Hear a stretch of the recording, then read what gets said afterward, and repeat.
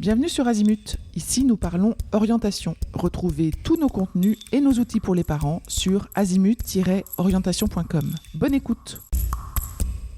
Bonjour à tous. Nous sommes aujourd'hui en Bretagne, à Rennes. On est chez Bâtilab. Je suis en présence d'Agathe Le Tigabel, qui est chargée d'attractivité des métiers du bâtiment durable. En présence d'Oriane Autret, qui est en BTS et apprentie, et on verra en quoi après. Liebo Lecomte, qui est au CESI, étudiant donc en ingénieur, aussi en apprentissage. De Vincent Bedel, qui est chef d'entreprise, plomberie et chauffagiste. J'ai pas le droit de le dire, mais on verra ça après. Agathe, je reviens vers vous. Agathe, racontez-moi quelle est la mission de Bâtilab. Bâtilab, on est un centre de ressources techniques et réseau de professionnels du bâtiment durable en Bretagne. Notre rôle, c'est d'accompagner la filière dans les transitions environnementales pour anticiper les évolutions de la filière et puis faciliter la montée en compétences. Et tout ça pour contribuer à atteindre les objectifs environnementaux qui sont fixés au niveau national. C'est quoi les objectifs? La réduction, de l'impact, environnemental, il y a toute une réglementation que je vais peut-être vous épargner aujourd'hui. Mais, en termes de bâtiments durables, en fait, on va, porter une attention particulière sur la gestion, durable des matériaux, en privilégiant, par exemple, les matériaux biosourcés, les matériaux issus de l'économie circulaire, en essayant de sourcer des matériaux au niveau local. On va aussi s'intéresser aux questions de rénovation énergétique. On va aussi s'appuyer sur le numérique, les nouvelles technologies. On va aussi déployer les énergies renouvelables. On va aussi prendre en considération la biodiversité sur les projets, comment on la préserve et puis qu'on va pouvoir créer des écrins pour qu'elle puisse s'épanouir. On va aussi s'intéresser à la gestion des eaux pluviales, à l'adaptation au changement climatique. Voilà, ça, c'est plein de thématiques sur lesquelles on va se pencher. Comment est-ce qu'évoluent les métiers du bâtiment face à tous ces enjeux-là? Tous ces enjeux-là font qu'on va changer nos façons de faire, on va construire, on va rénover autrement. Ça nécessite souvent d'avoir une vision plus globale du bâti, d'avoir des connaissances des propriétés, des matériaux, de gestes particuliers, des expertises techniques également. Et puis, voilà, tout ça, ça impacte les métiers. Ça en fait évoluer, notamment, par exemple, notre maçonne qui va avoir une expertise terre crue. Ça a aussi créé des nouveaux métiers, particulièrement, en lien avec l'économie circulaire. Je pense aux diagnostiqueurs ressources, aux techniciennes, de dépose sélective, par exemple. Ça entraîne aussi des besoins spécifiques sur certains postes, notamment autour de l'audit, de l'accompagnement, du conseil, du contrôle et aussi de la maintenance. Donc les métiers évoluent, il y a des nouveaux métiers qui se créent. En termes d'emploi plus tard, vous voyez ça comment? Et ben, ça offre, des perspectives de carrière, des carrières, passionnantes avec des métiers, riches et voilà, ça va, aussi, sur, ces questions environnementales, ça va apporter aussi, voilà, un certain goût, de la saveur aussi au métier et du challenge. Parce que chaque professionnel du bâtiment a son rôle à jouer pour aller vers, des enjeux environnementaux, pris en compte. Vous estimeriez à combien le nombre de métiers qui existent dans ce secteur? Aïe! C'est difficile comme question, mais en tout cas, c'est, plein de professionnels qui vont avoir des expertises spécifiques, et qui offrent du coup une diversité de parcours professionnels. Est-ce qu'il y a des spécificités en Bretagne? Il y a des spécificités, territoriales, par exemple autour, de Rennes, dans le bassin rennais, il y a, un bâti ancien avec, de la terre crue beaucoup et puis, nous en Bretagne, on va aussi beaucoup se questionner sur, l'adaptation au changement climatique, aux traits de côte qui reculent, tout ça. D'accord, super, merci beaucoup. Oriane, on a discuté tout à l'heure de votre parcours. Je trouve que ce serait vraiment intéressant que vous puissiez le partager avec nos auditeurs rapidement, OK, que vous finissiez par qu'est-ce que vous faites aujourd'hui? d'accord. Alors premièrement, j'ai commencé par faire un bac littéraire parce que j'aimais beaucoup, tout ce qui était art plastique et cetera donc et la littérature, donc je me suis tournée vers ça. Après ce bac L, je suis partie sur un BTS profession immobilière car j'avais une appétence pour tout ce qui était architecture mais finalement j'ai pas trouvé mon compte dans ce BTS mais je l'ai quand même obtenu Et après, je suis partie sur une formation de décoratrice d'intérieur et en même temps, j'ai travaillé à Leroy Merlin en contrat étudiant. Donc j'ai traversé plusieurs rayons et plusieurs magasins aussi parce que j'ai un peu bougé. Et en fait, à travers ces rayons, j'ai découvert beaucoup de techniques, beaucoup de produits, beaucoup d'échanges avec différents clients ou professionnels. Et j'y ai pris vraiment goût et ça m'a appris beaucoup de choses. Et en fait, à force de faire ces rayons, et ben, j'avais la possibilité de concrétiser des projets, mais de pas voir la finalité du projet qui me manquait beaucoup. J'adorais mon métier, de conseiller, mais j'avais pas, cette finalité, de construire avec eux. Je me suis intéressée et j'ai fait mes recherches et du coup, je suis partie ensuite sur un CAP menuisier installateur, donc dans l'aménagement d'intérieur, au sein, d'une entreprise que j'ai obtenu en 1 an et cette année, j'ai commencé un BTS SCBH, donc système constructif bois et habitat, donc sur 2 ans, que j'effectue aussi en alternance, dans une boîte, d'ossature bois. Réorientation à 24 ans. C'est ça, exactement. Allez, je vais poser la question. Qu'est-ce qu'ils en ont pensé les parents? J'ai de la chance d'avoir des parents qui nous ont toujours suivis dans nos projets. Donc globalement, ils n'ont pas été à l'encontre de cette décision. Je vais prendre un exemple, quand je leur ai dit que je voulais faire un bac littéraire, alors qu'on était tous des matheux dans la famille et bah, des fois, ça a été un petit peu compliqué, mais j'ai réussi à leur faire comprendre pourquoi je voulais aller vers là et pourquoi c'était cette voie-là que je voulais choisir et ils ont fini par me dire, de foncer, tout simplement. Et cette réorientation et bah, c'était la même chose. Ils avaient des inquiétudes forcément parce que, je suis une femme dans le bâtiment, il y a des risques, il y a des faiblesses aussi, il y a des difficultés qu'on rencontre et ils avaient, quelques inquiétudes et quelques peurs. Mais au final, aujourd'hui, ils sont plutôt, fiers de moi. Donc c'est le plus important et je suis, très chanceuse d'avoir eu des parents qui m'ont écoutée et qui m'ont laissé choisir ce que j'avais envie de faire. On va revenir sur justement les risques et le fait d'être une femme dans ce secteur-là. Déjà, pourquoi la construction bois a été ce qui t'a motivée? Alors la construction bois au début du coup, à Leroy Merlin, donc je faisais des cuisines, donc il y avait, beaucoup de choix de produits, mais c'était, surtout les dérivés du bois. Donc j'ai pu, travailler qu'avec ces dérivés-là parce qu'aujourd'hui dans les cuisines ou dans les salles de bain, on met plus trop de bois brut. Donc j'ai travaillé avec les dérivés du bois et ensuite, à travers le CAP menuisier installateur, j'avais accès à l'atelier où on travaillait, énormément le bois brut. On faisait des pièces, on faisait, des schémas et cetera, des maquettes et c'était, super intéressant de travailler le bois brut et j'ai vraiment trouvé un goût parce que, je trouve que le bois aujourd'hui dans notre, environnement, il est important, il est, omniprésent, ça apporte de la chaleur, ça peut créer, plein d'aspects dans une pièce ou dans une maison ou même en extérieur et c'est un bois qui, permet de nous faire diverses choses. On a vraiment plein de possibilités et il y a vraiment moyen de s'amuser avec. Donc c'est pour ça que je me suis tournée, vers la construction bois et aussi, la construction bois, c'est quelque chose, qui, va faire partie de notre avenir. On utilisait beaucoup le béton avant. Aujourd'hui, on se retrouve à faire de plus en plus, d'ossature bois pour faire des surélévations. Il y a même des immeubles qui sont construits aujourd'hui en ossature bois. Voilà, il y a plein de possibilités et il y a plein de choses à découvrir et je pense que c'est vraiment un matériau, qu'on va pouvoir développer et qu'on va continuer à étudier, sur les prochaines années. C'est un métier physique, difficile, en extérieur. Il pleut en Bretagne, donc il fait parfois un peu froid aussi, il y a du vent. En tant que femme, est-ce que c'est un choix judicieux? Tu maintiens que tu es dans la bonne voie? Alors, quand j'ai décidé de me tourner vers, ce métier-là, c'est pas les premiers éléments auxquels j'ai pensé, honnêtement. Après, on se retrouve face à la réalité du travail et à la réalité des choses. C'est sûr que c'est un élément qu'il faut prendre en compte. On travaille dehors, on porte du lourd, puis, le corps, peut prendre un coup, on va dire, assez rapidement, mais après, ça reste, un métier passion. On va dire qu'il y a quand même des éléments à côté qui nous permettent, d'oublier un peu ou du moins effacer, ces éléments-là. Après, voilà, il y a, de l'adaptation. Le corps, il se met pas tout de suite en marche, surtout qu'avant, j'ai travaillé dans un magasin, sous, lumière artificielle et là, aujourd'hui, je me retrouve à l'extérieur, sous le vent et la pluie donc ça change. Mais c'est pas ce qui me dérange le plus dans mon métier et je pense pas que ça doit être, le principal frein de la chose. Encore une fois sur l'aspect féminin, est-ce que tu étais attendue? Est-ce que justement dans le métier du bâtiment, il y a une envie de mixité? Ou est-ce que tu as dû faire tes preuves peut-être un peu plus que d'autres? Le statut de femme dans le bâtiment, il est pas encore assez entendu, pas encore assez présent à mes yeux. Je trouve que ça reste, c'est des métiers où on a la possibilité d'avoir une mixité. Après, la médecine du travail, on m'a rien dit pour l'instant. Après, on me dit toujours, de, bien me baisser, de plier mes genoux et cetera. Mais comme, on peut dire, je pense à n'importe qui parce qu'on est dans des métiers, physiques. Après, il y a toujours des contraintes, il y a, l'accès aux toilettes.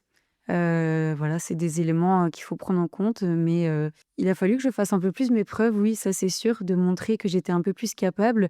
J'ai choisi d'être à cette place et j'ai choisi de me lancer dedans ça.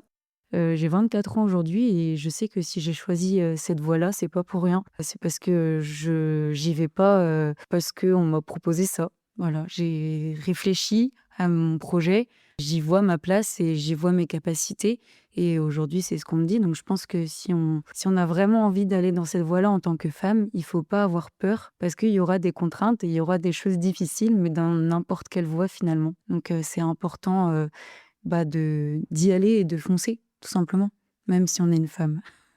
En discutant tout à l'heure, tu me disais aussi que tu avais déjà préparé un peu ton plan de carrière. Tu sais ce que tu as envie de faire même plus tard? Ouais, exactement. Aujourd'hui, je fais de la pause et j'y trouve, vraiment du plaisir, de pouvoir, voir à la fin de la journée, la finalité, du projet, ou même une semaine après.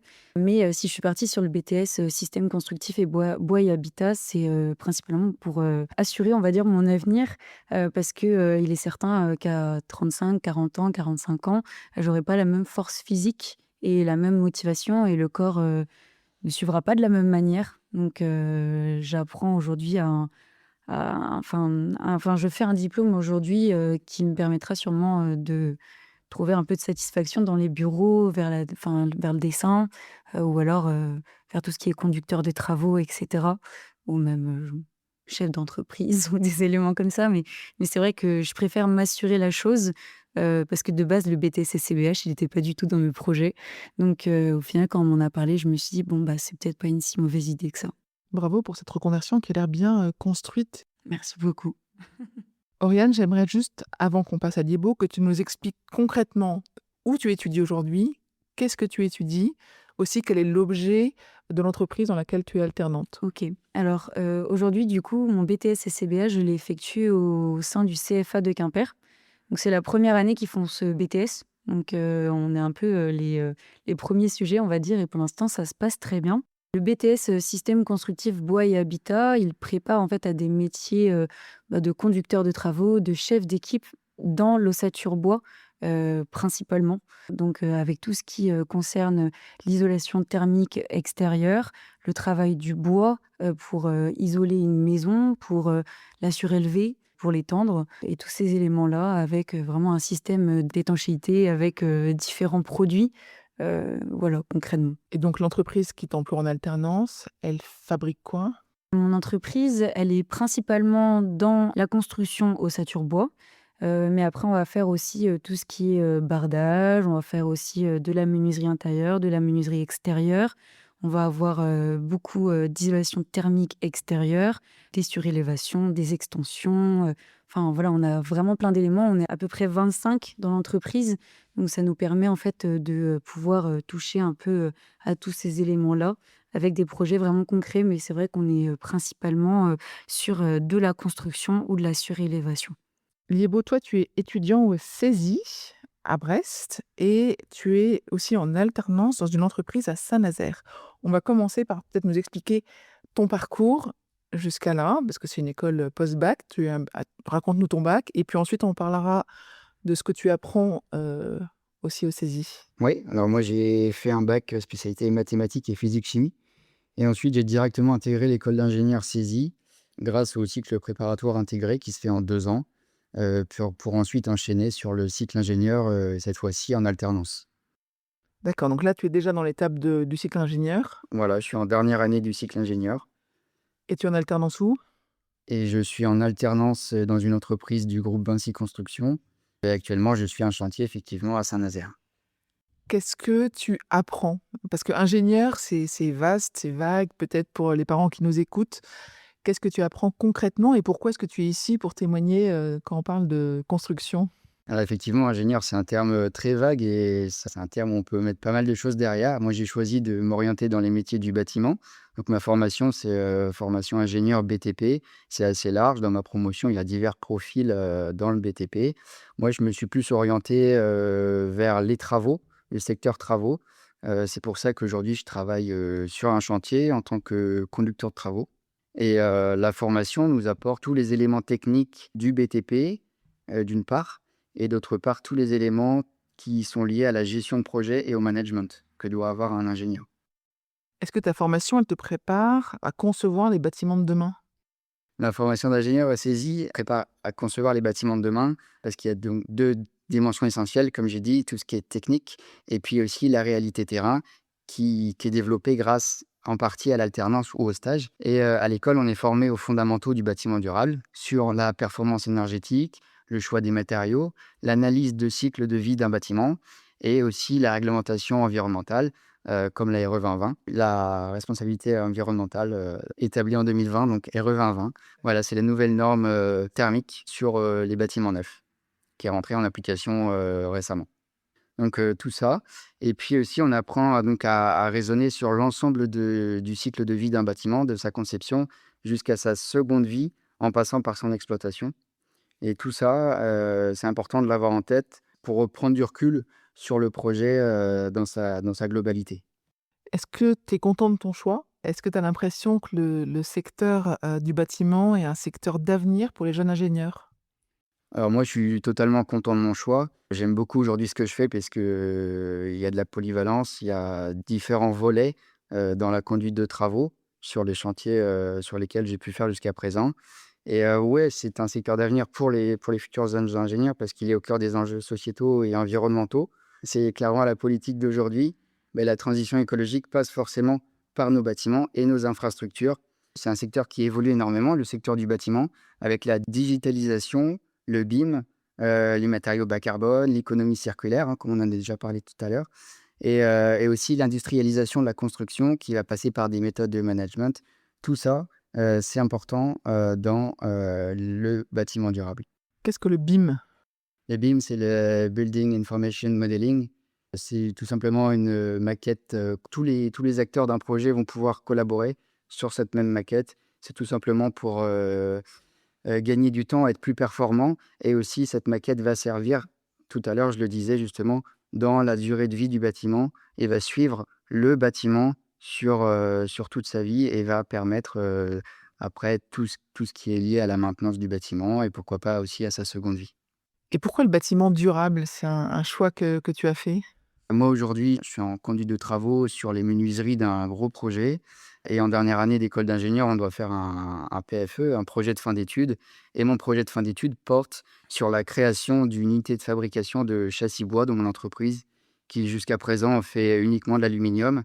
Après un échange avec la direction, on souhaite mettre en place vraiment une filière de châssis bois parce que d'une part, il y a de plus en plus de projets qui souhaitent intégrer des châssis bois, des menuiseries bois dans la construction. C'est un vrai projet que je porte haut pour mon entreprise et puis j'espère, que ça servira de modèle aussi pour d'autres à l'avenir. Vincent, je me tourne vers vous. Je sais que j'ai pas le droit de dire que vous faites de la plomberie et du chauffagisme. Si, si, vous pouvez dire, hein, il y a aucun souci. Sauf que mon métier s'arrête pas à plomberie chauffage. Mon métier aujourd'hui, c'est plutôt le métier ce que j'appelle le métier du génie climatique. Parce qu'aujourd'hui, dans mon métier, on regroupe à la fois la plomberie, le chauffage, la ventilation, la climatisation, l'électricité aussi. Il y a une partie d'électricité et d'électrotechnique même, parce que tout ce qui va être pompe à chaleur et autres, c'est de l'électrotechnique qu'on trouve dessus. Et toute une grosse partie aussi de maintenance. Donc, c'est très vaste. Donc ça, c'est quoi? C'est 7 métiers différents? C'est à peu près 7 métiers, ouais. Et vous avez été formé à combien de métiers? Alors moi, j'ai un parcours assez... Je peux vous faire un résumé rapide. Je suis rentré dans le métier de plombier chauffagiste en 99 chez un artisan. Je suis parti après faire le tour de France avec les compagnons de devoir. Et suite à ça, la maladie m'a rattrapé. J'ai dû apprendre un métier de metteur au point parce que j'avais une allergie au cuivre, ce qui est un peu embêtant pour un plombier. Suite à ça, la maladie m'a rejoint une deuxième fois. J'ai eu des problèmes pulmonaires, donc j'ai dû me réorienter vers la formation. Je suis devenu formateur chez les compagnons pour ensuite reprendre un poste de metteur au point et monter le pôle de metteur au point chez un chef d'entreprise et finir par me mettre à mon compte moi-même. et ouvrir mon entreprise il y a 8 ans. Donc voilà. Et aujourd'hui, Et donc dans mon métier, je fais plomberie, chauffage, climatisation, ventilation et un peu d'électricité aussi. vous accueillez des jeunes, vous formez des jeunes? Alors oui, j'ai 2 apprenants, j'ai un apprenti qui est au CFA, de Montgermont et j'ai aussi un apprenant qui fait le Tour de France. Donc ce qui me permet d'avoir, les 2 CFA au sein de mon entreprise, vu que c'est à peu près les 2 CFA, qui sont les plus représentés, sur le secteur de Rennes. Donc c'est bien, ça amène une polyvalence, ça amène 2 visions des choses et j'aime beaucoup l'idée de former les jeunes parce que faut pas oublier d'où notre propre parcours, aussi. C'est-à-dire que sur la jeunesse demain, les métiers s'arrêtent, nos métiers sont en manque de main-d'œuvre. Donc quand on a des jeunes qui viennent frapper à la porte, et ben, on essaie de voir s'il y a de la motivation et on les forme pour, en tout cas. Il y a, j'imagine, beaucoup d'innovations technologiques et puis l'impact des enjeux environnementaux. Comment est-ce que vous les intégrez dans votre métier et comment vous continuez à vous former à ces enjeux-là? Alors, des enjeux, il y en a beaucoup. Mais après, pour être très clair, c'est ce qui a pu être dit avant, c'est que on a une politique en France depuis maintenant, je dirais, une quinzaine, vingtaine d'années maintenant, qui est tournée vers l'environnement et vers, en tout cas, on essaie de préserver nos ressources et de faire des logements de plus en plus économiques en énergie, et c'est très bien. Nous, c'est une évolution permanente. C'est-à-dire que mon métier de plombier chauffagiste, du génie climatique, c'est le métier qui évolue le plus, je pense, dans le bâtiment aujourd'hui et depuis déjà très longtemps. C'est-à-dire que nous, à l'époque, on mettait des chaudières fioul, ça s'arrêtait là, et un peu de chaudière bois peut-être, un petit peu de gaz aussi, mais ça, maintenant, aujourd'hui, on a de la pompe à chaleur, du traitement d'air, on chauffe même avec des ventilations, on fait de la double flux. Il y a tout un travail de fond, mais qui vient en complément de ce qu'on a pu entendre avant. C'est-à-dire que c'est sur les logements qui ont été refaits avec une isolation correctement faite, avec l'étanchéité à l'air, tout ça. Il y a des vrais calculs de déperdition qui sont faits avec des bureaux d'études. Nous-mêmes, quand nous, on pose une pompe à chaleur ou autre, il y a des études qui sont faites. Moi, je fais mes études, donc je ne pose pas une pompe à chaleur comme ça, parce que ça fait plaisir de mettre une pompe à chaleur. Il faut qu'il y ait une étude de fait sur le bâtiment. Et si le bâtiment n'est pas bien isolé ni rien, de temps en temps, j'explique à mes clients qu'il vaut mieux attendre de faire des frais sur le chauffage, plutôt déjà faire des frais sur l'isolation, parce qu'il y a aussi des étapes à suivre sur le bâtiment. Après, par rapport à la jeunesse, c'est ce que je dis, quand ils viennent chez moi, je leur apprends les bases. Ce qu'il leur faut, c'est une bonne base. Une fois qu'ils ont une bonne base, c'est à eux de s'orienter. C'est un peu comme le métier d'ingénieur, il y a plein de choix. J'ai des jeunes qui vont être intéressés par le neuf, d'autres par la rénovation, d'autres par la maintenance, d'autres par les bâtiments de France. Nous, on fait de la rénovation de bâtiments de France aussi sur Rennes. Tout ça, c'est des niches spécifiques, et c'est à nous d'accompagner nos jeunes vers leur choix surtout, et pas leur en imposer, mais plutôt les accompagner. C'est plus là où c'est plus compliqué de temps en temps avec les acteurs du bâtiment, parce que de temps en temps, on a encore un petit peu rustre par moment. Donc c'est bien de s'assouplir, de se rendre compte qu'on peut trouver de la jeunesse, j'ai envie de dire, des super atouts. Et je voyais les femmes, moi j'y crois fortement, il y a plein de femmes dans le bâtiment maintenant, il y en a de plus en plus. Je trouve que c'est bien. Il se trouve que j'en ai une chez moi. J'ai une femme plombier chez moi, donc je sais, qui était en reconversion aussi, et qui a tout à fait sa place. Vous dites que chez les jeunes que vous accompagnez, vous cherchez de la motivation, ils doivent avoir quelques bases.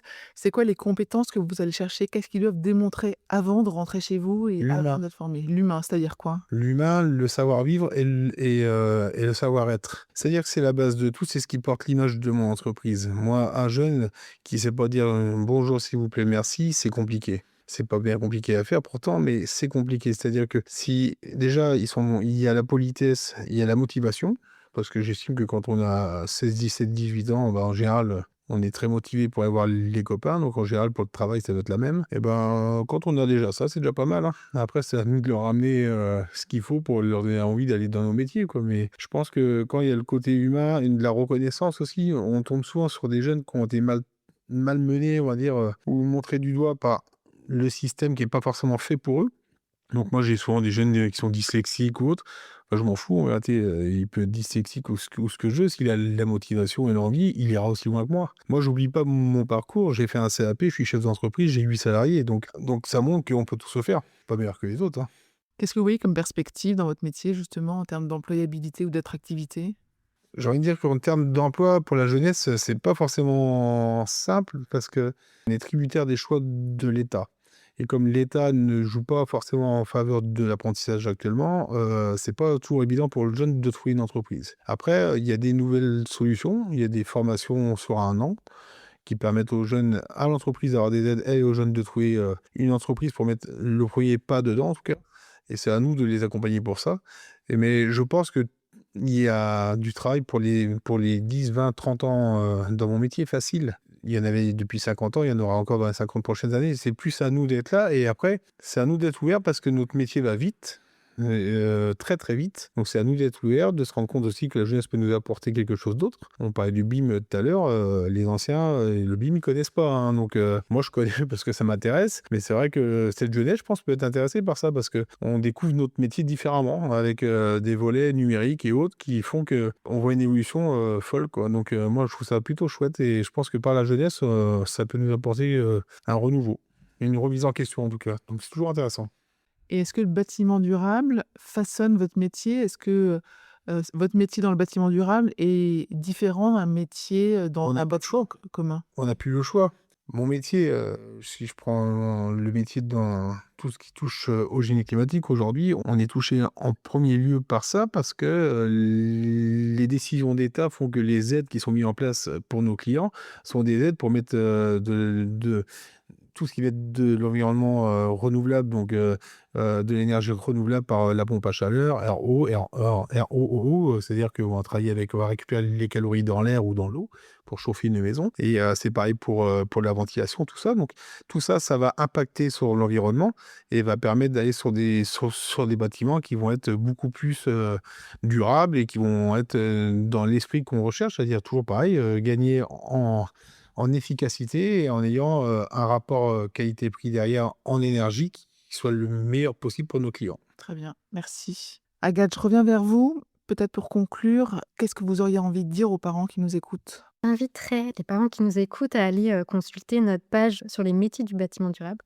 sur notre site batilab.bzh où on a des vidéos métiers, notamment Arthur qui est modeler BIM pour en savoir plus pour après ce que nous a présenté Liebo. On a aussi Marion, notre maçonne terre crue, Fabien, valoriste des matériaux du bâtiment, et puis Hélène, ingénieure en rénovation énergétique. Voilà, ça c'est pour approfondir le côté métier. Et puis on a aussi sur notre page un annuaire des formations qui référencie l'offre de formation initiale et continue sur le territoire de la Bretagne. Très bien, très intéressant. Merci beaucoup. Pour aller plus loin dans l'accompagnement de votre enfant, rendez-vous sur azimut-orientation.com. Tous nos contenus y sont classés par thématique et vous pourrez consulter notre calendrier, notre annuaire d'experts et vous inscrire à la newsletter pour ne rien louper. Merci pour votre fidélité. À bientôt.